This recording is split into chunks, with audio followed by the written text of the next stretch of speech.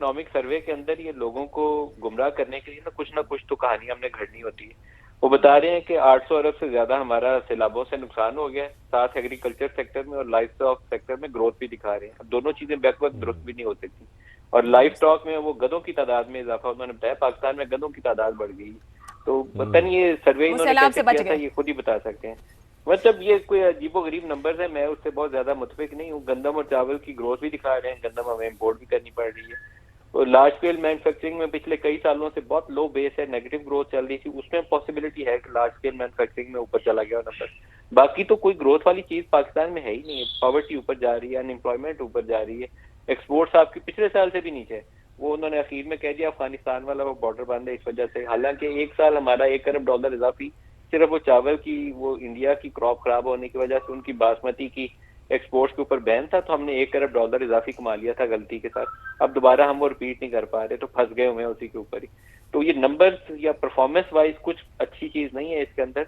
IMF के और programme को बड़ा स्टेड फास्टली ये अमल दरामद कर रहे हैं, उसके ऊपर ये ठीक है। आईएमएफ की जो नंबर्स और बेंचमार्क्स और जो उसकी डिक्टेशन है, उसको हम बहुत अच्छे तरीके से उसको फॉलो कर रहे हैं। उस वजह से आपकी फिजिकल डेफिसिट का नंबर जो वो बता रहे हैं वो काफी हद तक कंटेन्ड है, क्योंकि वो प्राइमरी सरप्लस के ऊपर आईएमएफ बहुत कंसर्न होता है, वो इन्होंने कंट्रोल किया हुआ है। लेकिन जो टैक्स रेवेन्यू का टारगेट इन्होंने साल के शुरू में रखा था 14,100 अरब था, वो अब 13,000 अरब पे आ गए हुए, तो 1100 अरब की उसमें भी शॉर्टफॉल है। तो कोई बहुत अच्छी खबरें नहीं है इसमें लोगों को बताने के लिए, और इसको बेहतर करने की जरूरत है। इसको ग्रोथ पे ले जाएंगे 5-6% से, तो फिर हम लोगों को कुछ जॉब देने की पोजीशन में होंगे।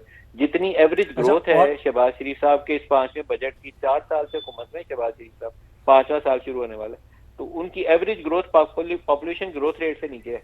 तो पाकिस्तान का क्या हाल बनेगा आप उसी से अंदाजा कर सकते हैं। पाकिस्तान बहुत मुश्किल में है इस वक्त। मैं यही कहने वाला था मलिक साहब कि जैसा कि वजीर ख़जाना बात कर रहे हैं कि सैलाब आ गया या बाकी जो मसाइल आ गए, खित्ते की सूरत हाल आ गई, वो तो अब आई है। ये इन्हीं पॉलिसी मेकर्स का 5वां बजट है तकरीबन वज़ीर आज़म शहबाज शरीफ के होते हुए ही। तो एक तो अगर हम इसको भी देखें तो स्टेबिलिटी से हम आगे नहीं बढ़े, और सेकेंडली जब हम बात कर रहे हैं कि जो इन्वेस्टमेंट टू GDP रेशो है हमारी, वो भी 13-14% तक रही है। कोई खास इन्वेस्टमेंट हम इकट्ठी नहीं कर सके, ग्रोथ की तरफ हम जा नहीं रहे।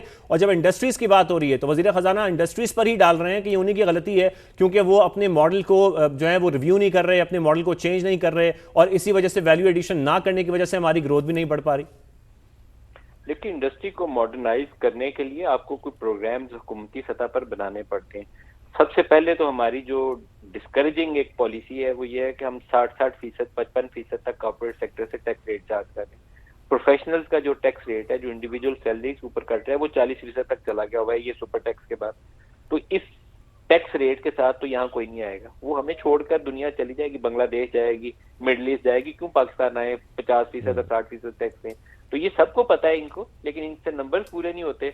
तो कोई ना कोई ऐसा रास्ता ढूंढते हैं कि जिसमें ना लोगों को छुरी फेरी जा सके, उनको जिबा किया जा सके। अभी बड़ी शाबाशी दे रहे थे पावर सेक्टर के मिनिस्टर को कि बहुत अच्छा काम किया। मुझे लगता नहीं है कि कुछ सिरे से उन्होंने अच्छा काम किया हो। लोग अपने जाती खर्चे के ऊपर, घरों के ऊपर सोलर लगाकर शिफ्ट कर रहे थे सोलर के ऊपर, और हुकूमत का फायदा ये था कि आपकी पेट्रोलियम का इंपोर्ट बिल कम हो रहा था, क्योंकि आप बहुत ज्यादा बिजली तो आप फर्नेस ऑयल से बनाते हैं, तो आपकी वो इंपोर्ट की रिक्वायरमेंट ग्रेजुअली नीचे जा रही थी। लोग सोलर पे, ऑल्टरनेट क्लीन एनर्जी पे शिफ्ट कर रहे थे, उन्होंने उसका रास्ता बंद कर दिया सोलर का। दूसरा क्या किया उन्होंने, आपके बिजली के बिल जो आए हैं उसके ऊपर उन्होंने 3,000 3,500 रुपए, वो I fix think charges. Approved load के ऊपर है, एक कैपेसिटी टैक्स लगा दिया घरों के मीटरों के ऊपर।